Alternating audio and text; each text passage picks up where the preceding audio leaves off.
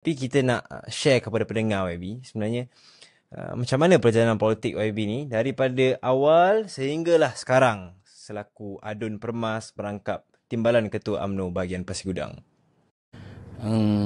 Kalau cerita politik saya ni lama lah. Saya daripada umur 27, sekarang dah 60.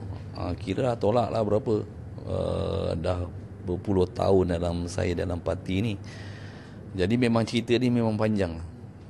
Dan kita nak masuk, bila kita masuk UMNO pun, untuk kita jadi orang yang berjaya dalam parti pun dalam UMNO ni lama.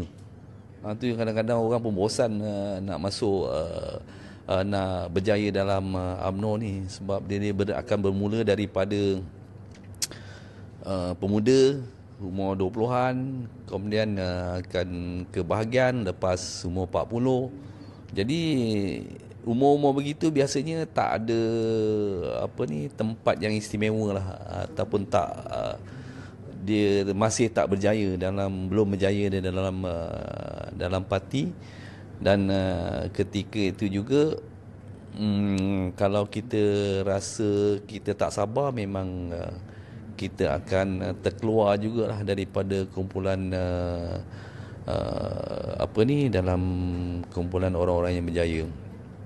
Dan bila saya masuk pun, kita pun tak terfikir jugalah untuk jadi YB ke, untuk jadi ahli majlis ke, untuk jadi ketua WIP ke. Itu memang tak ada dalam kita punya pemikiran. Sebab zaman dulu ni orang masuk memang dia suka masuk UMNO. Sebab ketika itu hanya UMNO sajalah parti yang betul-betul kuat dan parti yang mempunyai akar umbi yang besar. Jadi hanya itulah parti yang kita boleh masuk untuk kita berkhidmat kepada masyarakat.